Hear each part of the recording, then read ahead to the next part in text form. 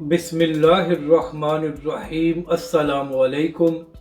मैं हूं अली असगर और आप देख रहे हैं मेरा यूट्यूब चैनल। पीटीआई के हक में बड़ा फैसला और बल्ले का इंतखाबी निशान वापस मिल गया और तहरीक लब्बैक पाकिस्तान के अहम रहनुमा का कत्ल।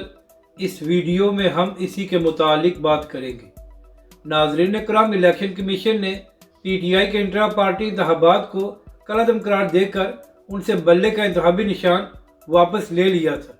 तो आज पीटीआई की जानिब से इलेक्शन कमीशन के फैसले को पेशावर हाई कोर्ट में चैलेंज किया गया।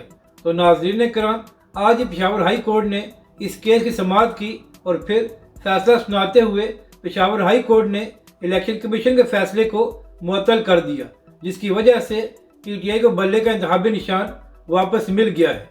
नाज़रीन कराम, पेशावर हाई कोर्ट ने अपने फैसले में यह भी कहा है कि जब तक 2 रुकनी बेंच इस केस की समाअत नहीं करता तो इलेक्शन कमीशन का फैसला मुअत्तल ही रहेगा। यानी कि नाज़रीन कराम, आज पीटीआई के हक में एक बड़ा फैसला आया है और पीटीआई को एक बड़ा रिलीफ मिला है। अब बात करते हैं तहरीक लब्बैक पाकिस्तान की। तो नाज़रीन कराम, आज तहरीक लब्बैक पाकिस्तान और उसके कारकुनों के लिए एक बुरी खबर सामने आई है। नाज़रीन कराम, PP-29 में जो तहरीक लब्बैक पाकिस्तान के अमीर थे मलिक साकिब नवाज साहब, उन पर कातलाना हमला किया गया, जिसकी वजह से वो अपनी जान से चले गए हैं।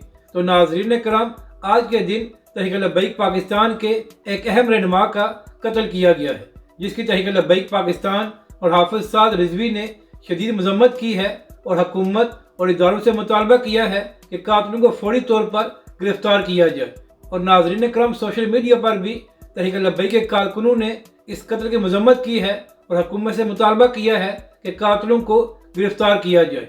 नाज़रीन कराम, इंतखाबात से पहले तहरीक लब्बैक पाकिस्तान के एक अहम रहनुमा का कत्ल सवालिया निशान है। अपनी राय का ज़रूर इजहार करें कि आपको ये वीडियो कैसी लगी और हमारे इस चैनल को भी सब्सक्राइब करें।